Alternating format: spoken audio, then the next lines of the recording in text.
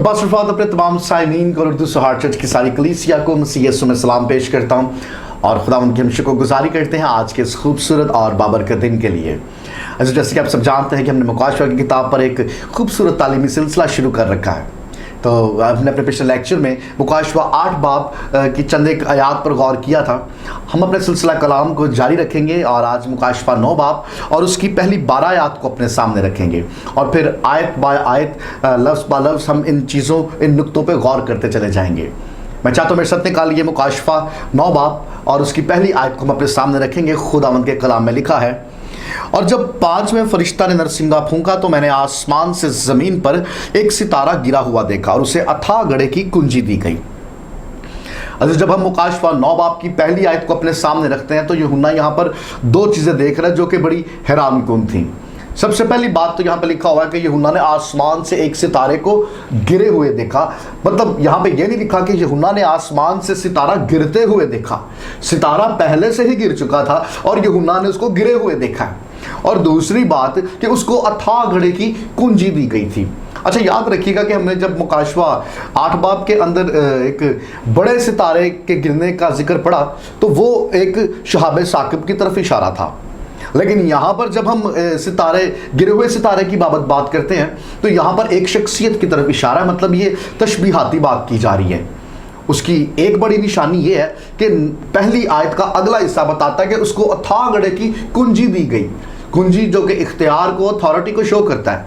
किसी भी बेजान सितारे को कोई इख्तियार या अथॉरिटी नहीं दी जा सकती।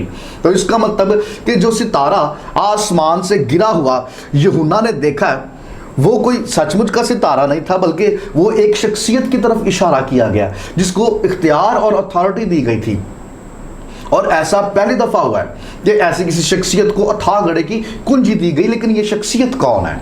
जब हम यशायाह नबी का सहीफा और उसका 14वां बाब खोलते हैं तो वहाँ पर इसी शख्सियत की बात की गई है। ऐ सुबह के रोशन सितारे तो क्यों कर आसमान से गिरा दिया गया। बिल्कुल ये लूसीफर शैतान की तरफ ये इशारा किया गया और वही है जो आसमान से गिरा दिया गया जब उसने खुदावंद की नाफरमानी की। और यूहन्ना जब उसे यहाँ पे गिरा हुआ देखता है कि वो उसको इख्तियार दिया गया, उसको अथॉरिटी दी गई, अथाह गड़े की कुंजी उसको दी गई। अच्छा, इससे पहले कि हम आगे बढ़ें, अथाह गड़ा क्या है उसको समझना बड़ा ज़रूरी है। ना सिर्फ बाइबल के अंदर बल्कि जब हम यूनानी मज़हब का भी मुतालिया करते हैं तो उनके अकीदे के मुताबिक भी ज़मीन के वस्त में कहीं कोई ऐसी बॉटमलेस प्लेस है। मतलब एक ऐसा मुकाम है, एक ऐसी जगह है जिसका कोई पैंदा ही नहीं है और वो ऐसी जगह है जहाँ पे रूहें जाती हैं। ये उनका अकीदा था। लेकिन जब हम कलाम मुक़द्दस का मुतालिया करते हैं तो कलाम मुक़द्दस में भी हमें अथाह गड़े की बाबत मिलता है और ये लफ्ज़ जो है मुकाशवा में कुछ 7 बार आया है। हम जब दूसरा पतरस और उसका दूसरा बाब खोलते हैं तो वहाँ पर पतरस भी जब इस जगह की बात करता है तो वो भी कहता है कि वो तारीख गारों में उसने उन नाफरमान फरिश्तों को कैद कर रखा है।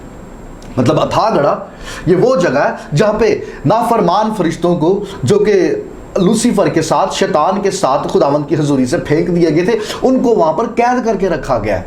और फिर जब हम यहूदा का ख़त और उसका यहूदा का ख़त खोलते हैं और उसकी 6वीं 7वीं आयत पे गौर करते हैं तो वहाँ पर अथाह गड़े को दायमी कैद कहा गया है। मतलब उन नाफरमान फरिश्तों को हिरासत में दायमी कैद में हिरासत में रखा गया है। लूसीफर ने, शैतान ने जब खुदावंद की नाफरमानी की तो उसको खुदावंद की हजूरी से निकाला गया। लेकिन उसके साथ कुछ ऐसे नाफरमान फरिश्ते थे जो कि बड़ी ख़तरनाक तबीयत रखते थे। इसलिए खुदावंद ने मुनासिब जाना कि उनको दायमी कैद में अथाह गड़े के अंदर बंद करके रखा जाए, एक ख़ास वक्त के लिए, एक ख़ास काम के लिए, एक ख़ास मुद्दत के लिए। और इस अथाह गड़े के अंदर उन्हीं नाफरमान फरिश्तों को कैद करके रखा गया। अच्छा, कुछ लोगों का ये मानना है कि आग और गंधक की झील और अथाह गड़ा ये एक ही हैं। लेकिन याद रखिएगा कि ये बिल्कुल गलत है, क्योंकि आग और गंधक की झील ये एक अलग मुकाम है, अथाह गड़ा एबीज ये एक अलग मुकाम है। आग और गंधक की झील ये वो जगह है जो कि लूसीफर, शैतान और उसके नाफरमान फरिश्तों के लिए मुकर्रर है, जहाँ पर वो हमेशा हमेशा के लिए जलते रहेंगे। और कुछ लोगों का तो ये भी मानना है कि आलम अरवा और अथाह गड़ा ये एक है। ये भी गलत है। आलम अरवा एक अलग जगह है। आलम अरवा मतलब रूहों का आलम जहाँ पे रूहें जाती हैं, और अथाह गड़ा एक अलग जगह है। اور اس کو سمجھنے کے لیے لوکا کی انجیل اور اس کا 16ویں باب کے اندر درج اس پیسج کو دیکھنا پڑے گا. جی بالکل یہ وہی پیسج ہے جو آپ نے کئی دفعہ پڑھا, کئی دفعہ سنا. خدا ان کے کلام میں وہاں پہ درج ہے کہ امیر آدمی تھا اور لازر جو کہ غریب شخص تھا, یہ دونوں مر گئے اور دونوں عالم ارواح میں چلے گئے. ابھی عالم ارواح کے اندر 2 مقام ہوا کرتے تھے. 2 مقام ابھی ہے نہیں, لیکن یہ ہوا کرتے تھے. جہاں پر نیک لوگوں کی روحیں جاتی تھی اسے فردوس کہا کرتے تھے, اور جہاں پر برے لوگوں کی روحیں جاتی تھی اسے عالم ارواح ہیڈز کہتے تھے. اور یہ دونوں ہی جگہ نیچے زمین کے نیچے تھی.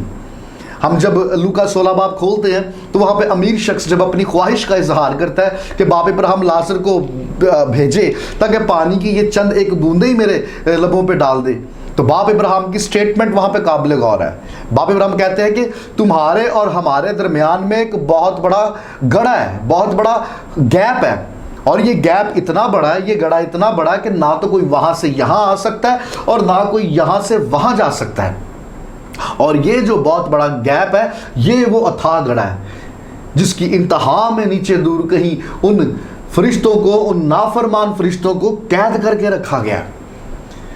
لیکن پہلے ہوتا کیا تھا, فردوس بھی نیچے تھا اور ہیڈز بھی نیچے تھا, اتھاہ گڑھا بھی نیچے. لیکن جب خداوند یسوع مسیح کا کفارہ ہو گیا, جب وہ مردوں میں سے جی اٹھا, تو اب فردوس نیچے نہیں ہے بلکہ اب پاک روحیں جو ہے وہ آسمان پر ہے. اب فردوس آسمان پر ہے. ہاں ایبیز, اتھاہ گڑھا اور ہیڈز, عالم ارواح اب بھی نیچے ہے. اب بھی جب نافرمان اور ناپاک لوگ جب وہ مر جاتے ہیں تو ان کی روحیں اب بھی نیچے جاتی ہیں. لیکن اب جو خداوند کے ماننے والے لوگ ہیں, ایماندار نجات یافتہ لوگ ہیں, اب جب وہ موت کا مزہ چکھتے ہیں تو اب ان کی روحیں نیچے نہیں بلکہ اب ان کی روحیں عالم بالا پہ جاتی ہیں, کیونکہ اب فردوس عالم بالا پہ ہے. اتھاہ گڑھا اور عالم ارواح اب بھی نیچے ہے. اور یوحنا یہاں پہ دیکھتا ہے کہ اس گرے ہوئے ستارے کو اختیار دیا گیا, کنجی دی گئی, اتھاہ گڑھے کی کنجی دی گئی. اس سے پہلے کبھی ایسا نہیں ہوا اور اس گرے ہوئے ستارے کو کبھی بھی اتھاہ گڑھے کی کنجی نہیں دی گئی. لیکن یہاں پر یوحنا دیکھتا ہے کہ اس کو یہ اختیار دیا گیا. لیکن یہ اختیار بھی وقتی ہے, یہ عارضی ہے. کیونکہ جب ہم مکاشفہ کی کتاب اور اس کا پھر 20واں باب کھولتے ہیں تو مکاشفہ کی کتاب ہمیں یہ بتاتی ہے کہ اس سے اس اختیار کو لے لیا گیا اور اس کے ساتھ اس کے فرشتوں کو 1000 برس کے لیے پھر قید کر دیا گیا تاکہ یہ قوموں کو پھر گمراہ نہ کرے. ہم دوسری آیت کی طرف بڑھیں گے. خدا ان کے کلام میں لکھا, اور جب اس نے اتھاہ گڑھے کو کھولا تو گڑھے میں سے ایک بڑی بھٹی کا سا دھواں اٹھا اور گڑھے کے دھوئیں کے باعث سے سورج اور ہوا تاریک ہو گئی. دوسری آیت کو پڑھتے ہیں تو یہ منظر بالکل ایسے ہی پڑھ کے دیکھنے میں لگتا ہے کہ جیسے کوئی آتش فشاں پھٹتا ہے اور اس آتش فشاں کے پھٹنے سے ارد گرد کا سارا انوائرمنٹ جو ہے وہ گندا ہو جاتا ہے. کیونکہ جب کوئی آتش فشاں پھٹتا ہے تو اس کے پھٹنے سے زہریلی گیسز جو ہیں وہ نکلتی ہیں, اور ان زہریلی گیسز سے جو گاڑھا کالے رنگ کا دھواں جنریٹ ہوتا ہے جس سے ساری فضا جو ہے وہ گندی ہو جاتی ہے. اور اس دھوئیں کی وجہ سے سورج کی روشنی بھی اتنے ایریے میں پہنچنے سے قاصر ہوتی ہے. یہ منظر کچھ ایسا ہی ہے. اگر تو اتھاہ گڑھا حقیقی جگہ ہے تو اس جگہ سے نکلنے والا یہ کالا گہرا اور زہریلا دھواں بھی حقیقی ہے. لیکن بعض اسکالرز نے اس کو تشبیہاتی طور پہ اس طرح سے لیا کہ یہ کالا گہرا دھواں جو ہے روحانی اندھا پن اور روحانی طریقی کی طرف اشارہ کرتا ہے جو کہ آنے والے وقت میں لوگوں کو گمراہی کی طرف لے جائے گا. اگر ہم تشبیہاتی طور پر اس دھوئیں کو لیں تو یہ تفسیر, یہ ایکسپلینیشن بھی رد کرنے والی نہیں ہے. That is okay. لیکن آپ ایک پل کے لیے ذرا موازنہ کیجئے, آپ ایک پل کے لیے ذرا غور کیجئے. جس طرح سے خداوند کی حضوری میں سنہری قربان گاہ سے بخور کا دھواں اٹھتا اور وہ راحت پہنچاتا تھا, ویسے ہی جب ابلیس کو اتھاہ گڑھے کی کنجی ملی اور اس کی کنجی کے استعمال سے آپ دیکھیے گہرے کالے رنگ کا دھواں اٹھ رہا ہے. اور یہ گہرے کالے رنگ کا دھواں راحت نہیں بلکہ یہ تکلیف اور اذیت پہنچانے کا سبب بن رہا ہے. ہم تیسری آیت پہ غور کریں گے. خدا ان کے کلام میں لکھا ہے کہ اس دھوئیں میں سے زمین پر ٹڈیاں نکل پڑیں اور انہیں زمین کے بچھوؤں کی سی طاقت دی گئی. اچھا اب غور کیجئے گا کہ یوحنا یہ سارا منظر دیکھ رہا ہے. یوحنا نے دیکھا کہ جیسے ہی اس گرے ہوئے ستارے کو اتھاہ گڑھے کی کنجی دی گئی اس نے فوراً اس کا استعمال کیا اور جیسے ہی اس نے اتھا گڑھے کو کھولا گہرے کالے رنگ کا دھواں اس میں سے نکلا اور اس دھوئیں میں سے یوحنا ٹڈیاں نکلتے ہوئے دیکھ رہا ہے۔ اچھا یہ ممکن ہے کہ مستقبل قریب بھی ایسا جب کوئی واقعہ ہو تو لوگ بھی ایک کسی ایسے منظر کو دیکھیں، لوگ بھی اپنی آنکھ سے گہرے کالے رنگ کے دھوئیں کو فضا میں بلند ہوتے ہوئے دیکھیں اور اسے کسی آتش فشاں کے پھٹنے سے تشبیہ دیں، یا اس کو بھی کسی آتش فشاں کے پھٹنے کا واقعہ سمجھیں۔ لوگ مستقبل میں اس طرح کے کسی منظر کو اپنی آنکھ سے دیکھ پائیں گے، لیکن یوحنا ایک اور چیز بھی دیکھ رہا ہے۔ یوحنا کہہ رہا ہے کہ اس گہرے رنگ کے دھوئیں میں سے، اس کالے دھوئیں میں سے ٹڈیاں نکل پڑی۔ ابھی لوگ دھوئیں کو اگر دیکھیں گے تو لوگ ٹڈیوں کو نہیں دیکھ پائیں گے، مطلب یہ منظر ابھی صرف یوحنا دیکھ رہا ہے، لیکن لوگ جو ہے ٹڈیوں کو ہرگز نہ دیکھ پائیں گے، کیونکہ یہاں پر ٹڈیاں جو ہے یہ تشبیہاتی طور پر اشارہ کیا گیا ان ایول اینجلز کی طرف، ان نافرمان فرشتوں کی طرف جو اتھا گڑھے کی قید میں کئی سالوں سے بند تھے، ان کو قید کر کے رکھا گیا تھا۔ اور خداوند کا کلام بتاتا ہے کہ انہیں بچھوؤں کی سی طاقت دی گئی تھی، مطلب انہیں یہ پاور دی گئی تھی، یہ اتھارٹی دی گئی تھی، یہ زور دیا گیا تھا۔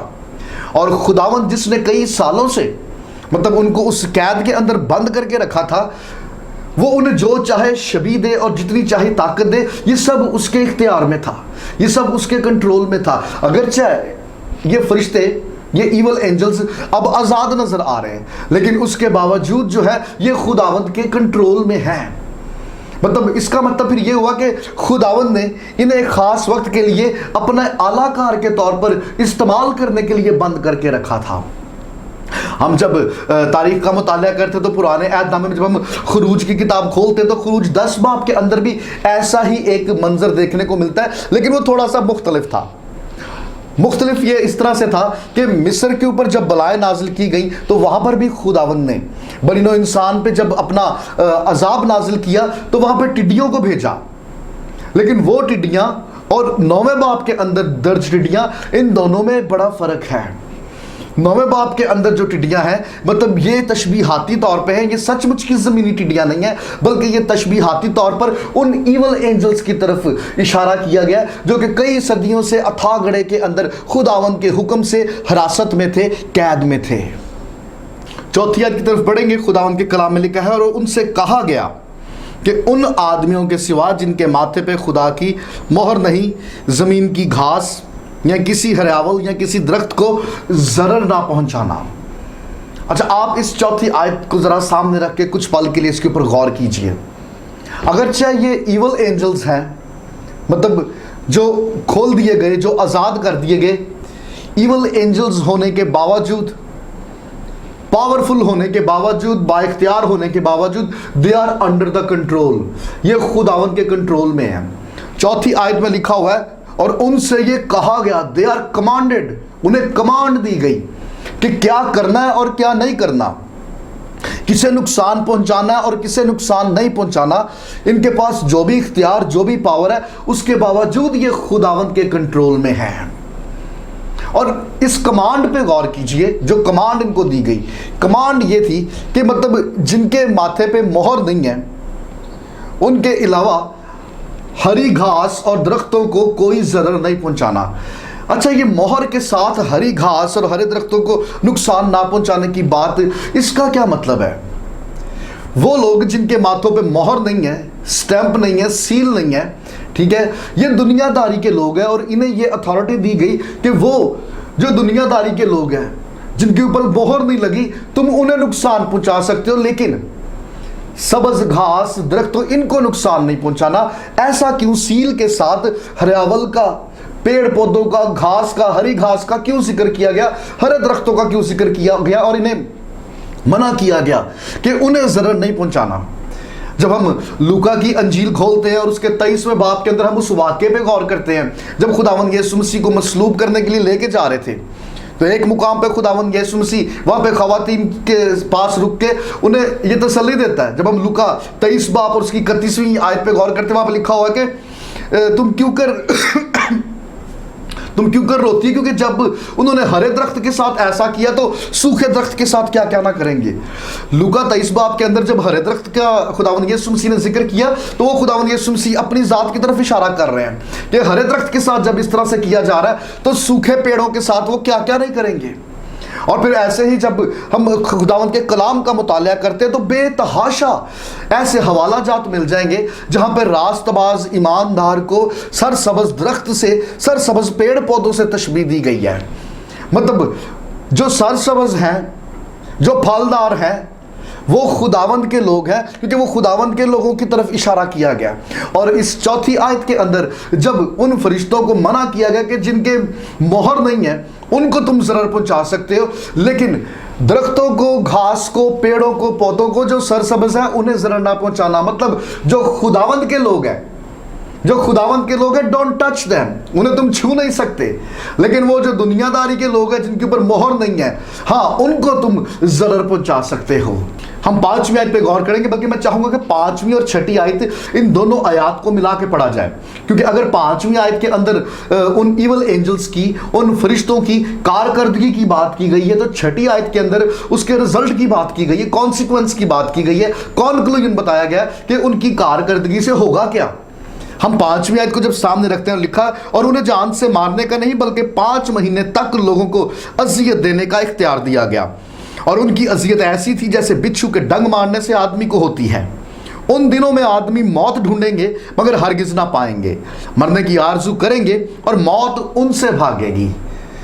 ہم 5ویں آیت میں دیکھتے ہیں کہ اگرچہ یہ ایول اینجلز، ان کے پاس اتھارٹی ہے، ان کے پاس اختیار ہے، دے آر ویری ڈینجرس، لیکن ان سب کے باوجود یہ خداوند کے کنٹرول میں ہیں۔ ان کے ایکشنز، ان کی کارکردگی اور ان کی کام کرنے کی میعاد کو مقرر کر دیا گیا۔ They are under the limitations, ان کی کچھ حدیں مقرر ہیں اور اپنی حد سے باہر جا کے یہ کچھ نہیں کر سکتے۔ اور ہم دیکھتے ہیں کہ ان کی حد مقرر کی گئی 5 مہینے۔ زمینی ٹڈی کی عمر کی جو میعاد ہے دیٹ از 5 months، وہ 5 مہینے کے بعد ختم ہو جاتی ہے۔ لیکن یہاں پر جب 5 مہینے کا ذکر کیا گیا، اٹس 150 days، مطلب 150 دن تک ان کا عذاب نازل ہوتا رہے گا، لوگ عذاب میں مبتلا رہیں گے، اور جیسے ہی 150 دن پورے ہو جائیں گے یہ عذاب ٹل جائے گا۔ اور جب ہم 150 دن اور اس عذاب کی بابت پڑھتے ہیں تو فوراً ہمارے ذہن میں پیدائش 7 باب آ جاتا ہے کہ جب نوح کا طوفان آیا، اور 7 باب کی آخری آیت دیکھو تو وہاں پہ لکھا ہوا ہے کہ 150 دن تک پانی چڑھتا رہا، مطلب 150 دن تک خداوند کا جو غضب ہے، خداوند کا عذاب نازل ہوتا رہا۔ ساتھ ہی جب ہم پیدائش 8 باب پڑھتے لکھا ہوا کہ خداوند نے نوح کو یاد کیا، مطلب جیسے ہی 150 دن پورے ہوئے خداوند کا غضب ٹل گیا اور خداوند نے اپنے بندہ نوح اور اس کے خاندان کو یاد کیا۔ بالکل ویسے ہی یہاں پر بھی 150 دن تک خداوند کا عذاب نازل ہوگا، خداوند کا غضب نازل ہوگا، اور جیسے ہی 150 دن پورے ہو جائیں گے یہ عذاب ٹل جائے گا۔ لوگ جو ہے بڑی تکلیف پہ رہیں گے اور یہ اپنے اختیار سے مختلف طریقوں سے لوگوں کو اذیت دیں گے، تکلیف دیں گے، دکھ دیں گے، لیکن انہیں حکم دیا گیا کہ یہ ان کی جان نہیں لے سکتے۔ اور پھر جب ہم 6ٹھی آیت کی طرف چلتے ہیں، آپ لوگوں کی صورتحال دیکھیے۔ 150 دن کی میعاد میں لوگ اس قدر بری طرح سے متاثر ہوں گے کہ وہ اپنے منہ سے موت مانگیں گے، لیکن موت نہ آئے گی، موت نہیں ملے گی، کیونکہ جب ہم مکاشفہ کی کتاب اس کا پہلا باب کھولتے ہیں وہاں پہ لکھا ہوا ہے موت اور عالم ارواح کی کنجیاں میرے پاس ہیں۔ یہ موت کا اختیار خداوند یسوع مسیح کے پاس ہے اور کوئی اس سے یہ اختیار لے نہیں سکتا۔ لوگ اپنی مرضی سے موت مانگیں گے لیکن موت نہیں آئے گی۔ خداوند کا کلام بتاتا ہے 6ٹھی آیت میں کہ موت لوگوں سے بھاگے گی کیونکہ وہ ان کے بس میں نہیں ہوگی۔ ہم 7ویں، 8ویں، 9ویں اور 10ویں ان چاروں آیات کو ملا کے پڑھیں گے، کیونکہ ان چاروں آیات کے اندر ان ٹڈیوں اور ایول اینجلز کے سارے سٹرکچر کو سٹیپ بائی سٹیپ بیان کرنے کی کوشش کی گئی ہے، جو مطلب ان کی کارکردگی اور ان کی فطرت اور ان کی پرفارمنس کی طرف اشارہ کرتے ہیں۔ سب سے پہلی بات جو ہم 7ویں آیت میں دیکھتے لکھا، ان ٹڈیوں کی صورتیں ان گھوڑوں کی سی تھی جو لڑائی کے لیے تیار کیے گئے ہوں، اور ان کے سروں پہ گویا سونے کے تاج تھے اور ان کے چہرے آدمیوں کے سے تھے۔ اچھا، 7ویں آیت میں پہلے غور کا طلب بات یہ کہ لکھا ہوا ہے کہ ان کی صورتیں، اور صورت سے مراد فیس نہیں ہے بلکہ باڈی سٹرکچر ہے، اور ان کا باڈی سٹرکچر ایسا ہے کہ جیسے جنگجو گھوڑے ہوتے ہیں، مطلب جو ہر وقت میدان جنگ میں لڑائی کرنے کے لیے تیار ہو۔ یاد رکھیے کہ گھوڑا قوت اور زور کی علامت ہے۔ تو یہاں پر جب ان ایول اینجلز کے سٹرکچر کو بیان کرنے کی کوشش کی جا رہی ہے تو یہ تشبیہاتی طور پہ بات ہے کہ وہ با اختیار تھے اور وہ زوراور تھے، اور وہ ایسے ہیں کہ جیسے میدان جنگ میں گھوڑا ہر وقت حملہ کرنے کے لیے تیار رہتا ہے اور نہ ڈر رہتا ہے، بے باک رہتا ہے۔ بالکل یہ ایول اینجلز، یہ ٹڈیاں بھی مطلب ایسی ہی فطرت کی مالک ہیں۔ اور اگلی بات لکھی ہوئی کہ ان کے سروں پر گویا سونے کے تاج تھے۔ سونے کے تاج شان و شوکت، رتبے کو ظاہر کرتے ہیں۔ تو مطلب روحانی عالموں میں جب یہ فرشتے تھے تو ان کا ایک رتبہ تھا، ان کا ایک سٹیٹس تھا، لیکن چونکہ انہوں نے خداوند کی نافرمانی کی اور یہ اس مقام سے گرا دیے گئے اور پھر اس دائمی قید کے اندر، اتھا گڑھے کے اندر ایک خاص وقت کے لیے ان کو بند کر دیا گیا۔ اور اگلی بات لکھی ہوئی ہے کہ ان کے چہرے آدمیوں کے سے تھے۔ آدمی کا چہرہ حکمت اور اشرف المخلوقات ہونے کی ایک علامت ہے۔ اور یہاں پہ لکھا ہوا ہے کہ ان کے چہرے آدمیوں کے سے تھے۔ چونکہ آدمی اشرف المخلوقات ہے، وہ باقی تمام مخلوقات سے بڑھ کر ہے، تو یہ فرشتے بھی جب فرشتوں کے عالم میں تھے، ان کا رتبہ، ان کا سٹیٹس باقی فرشتوں سے کہیں زیادہ تھا۔ یہ حکمت رکھتے تھے، وزڈم رکھتے تھے، یہ تبھی تو خداوند کے حکم کو اچھی طرح پہچانتے تھے کہ کس کو چھونا ہے اور کس کو نہیں چھونا، اور خداوند کی مہر کیا ہے، خداوند کی سیل کیا ہے، یہ اس کی بھی اچھی طرح پہچان رکھتے تھے، کیونکہ انہیں حکم دیا گیا تھا کہ جن کے ماتھے پہ سیل نہیں ہے، مہر نہیں ہے، تم انہیں ضرر پہنچا سکتے ہو، لیکن خداوند کے لوگوں کو نہیں۔ مطلب یہ اتنا وزڈم رکھتے ہیں۔ اور جب ہم آگے بڑھتے ہیں تو 8ویں آیت میں لکھا ہوا ہے اور بال عورتوں کے سے تھے اور دانت ببر کے۔ اچھا، اس بات پہ غور کیجئے گا کہ بال جو ہے یہ اٹریکشن اور خوبصورتی کی علامت ہے، اور یہاں پر جب لکھا ہوا کہ ان کے بال عورتوں کے سے تھے تو یہ اس بات کی طرف اشارہ ہے کہ یہ فرشتے مطلب اٹریکٹیو بھی تھے اور خوبصورت بھی تھے، یہ پرکشش بھی تھے، لیکن ساتھ ہی اگلی بات کی گئی کہ ان کے دانت ببر کیسے تھے۔ ببر کے دانت ہونا یہ غضب کی علامت ہے، یہ وحشت کی علامت ہے۔ تو مطلب اگرچہ یہ دیکھنے میں خوبصورت تھے، اگرچہ یہ دیکھنے میں پرکشش تھے، لیکن اس کے باوجود یہ اپنے اندر وحشت ناک فطرت رکھتے تھے، یہ غضبناک فطرت کے مالک تھے۔ اور جب ہم آگے بڑھتے ہیں 9ویں آیت کی طرف تو یہاں لکھا ہوا ہے اور ان کے پاس لوہے کے سے بکتر تھے اور ان کے پروں کی آواز ایسی تھی جیسے رتھوں اور بہت سے گھوڑوں کی جو لڑائی میں دوڑتے ہوں۔ 9ویں آیت کے اندر 2 باتیں ان کی بابت بیان کی گئی ہیں۔ سب سے پہلی بات، ان کے بکتر جو ہیں وہ لوہے کے ہیں۔ میدان جنگ کے اندر وہ سپاہی جنہوں نے بکتر بند پہنا ہوتا تھا وہ سیف ہوتے تھے اور وہ زیادہ عمدہ کارکردگی کا مظاہرہ کر سکتے تھے، کیونکہ انہوں نے اپنے آپ کو اس لباس سے، اس پوشاک سے محفوظ رکھا ہوتا تھا۔ تو اس کا مطلب یہ کہ ان کی پوشاک ایسی تھی جیسے انہوں نے لوہے کے بکتر بند پہنے ہو تو یہ اپنے آپ کو ڈیفینڈ کر سکتے تھے، یہ زیادہ عمدہ اور بہتر کارکردگی کا مظاہرہ کر سکتے ہیں۔ اور اگلی بات اسی آیت کے اندر جو لکھی ہوئی ہے اور ان کے پروں کی آواز ایسی تھی جیسے رتھوں کی، جیسے بہت سارے گھوڑوں کی۔ رتھ اور گھوڑے میدان جنگ میں مطلب مل کے دوڑتے ہیں، اور یہاں پر جب ان کے پروں کو رتھوں سے اور گھوڑوں سے تشبیہ دی جا رہی ہے تو یہ اشارہ ہے یونٹی کی طرف، مطلب ان کے ایکشنز میں، ان کی کارکردگی میں یونٹی ہے، اور یہ باہم مل کر حملہ کرنے کے لیے تیار رہتے ہیں۔ اور اگلی بات یہاں پہ لکھی ہوئی ہے اور ان کی دمیں بچھوؤں کی سی تھیں اور ان میں ڈنگ بھی تھے، اور ان کی دم 5 مہینے تک آدمیوں کو ضرر پہنچانے کی طاقت تھی۔ یہاں پر جسامت گھوڑے کی تھی اور ان کے مطلب کارکردگی سے ایسا لگتا تھا کہ جیسے رتھ آ رہے ہیں، لیکن ان کی دمیں گھوڑوں کی سی نہیں تھی، ان کی دمیں ایسی تھی کہ جیسے بچھو کی دمیں جس کے اندر ڈنگ ہے، اور ان کو 5 مہینے تک ضرر پہنچانے کا مطلب حکم دیا گیا۔ یہ ان کے مطلب اس غضب کی، یہ ان کے اس ایکشن کی، یہ ان کی پرفارمنس، ان کی کارکردگی کی یہ حد مقرر تھی، 150 ڈیز، لیکن اس سے بڑھ کے نہیں۔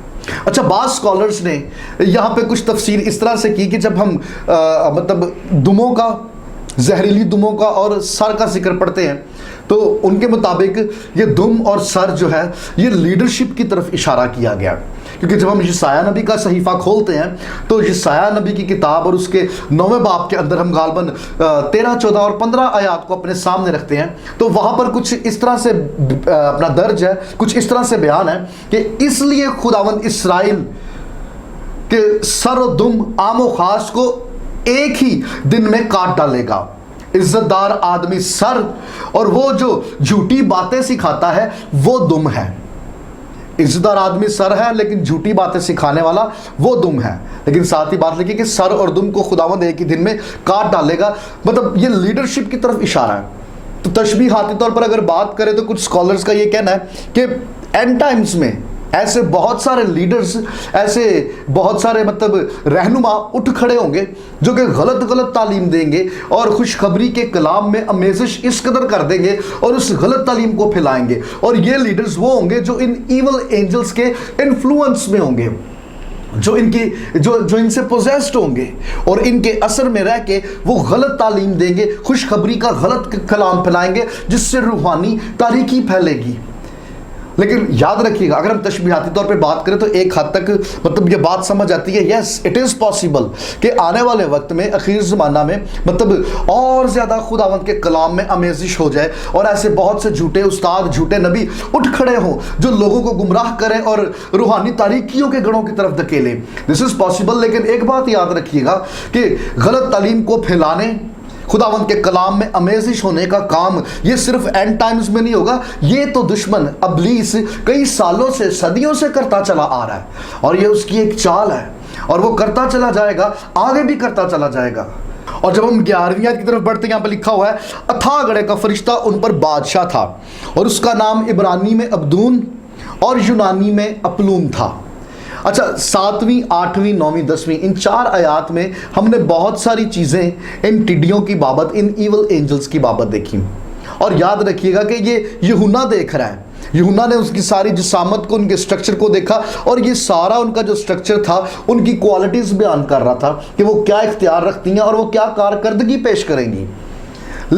یوحنا جو ہے وہ ان کو دیکھ رہا ہے، لیکن آنے والے وقت میں لوگ ان کو نہیں دیکھیں گے، لوگ نہیں دیکھ پائیں گے. ہاں، ان کی وجہ سے جو نتائج سامنے آئیں گے، ان کی وجہ سے جو پرابلمز کریٹ ہوں گی، ان کی وجہ سے مطلب لوگ جن تکلیفوں کو برداشت کریں گے وہ لوگ ضرور فیس کریں گے. یہ بالکل ایسا ہی ہے جیسے ایوب نبی.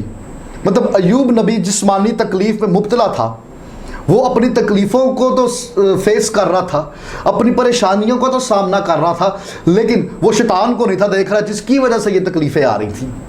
بالکل ایسے ہی مستقبل قریب میں مطلب جب یہ سب کچھ ہوگا تو لوگ ان ایول اینجلز کو تو اپنی ظاہری آنکھوں سے نہیں دیکھ پائیں گے. ہاں، ان کی وجہ سے جو حالات پیدا ہوں گے، ان کی وجہ سے جو تکلیفیں اور اذیتیں آئیں گی، ان کو لوگ ضرور سفر کریں گے، ان میں سے لوگ ضرور گزریں گے.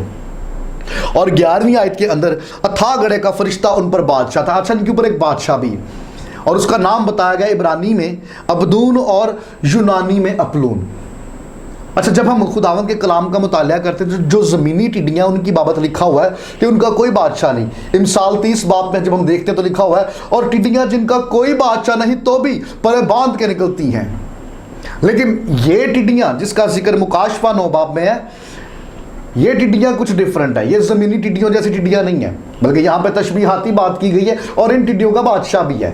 اور اس بادشاہ کا نام بتایا گیا کہ وہ عبرانی میں ابدون ہے، جس کا مطلب ہے کہ ڈسٹرکشن، تباہ کرنے، تباہی.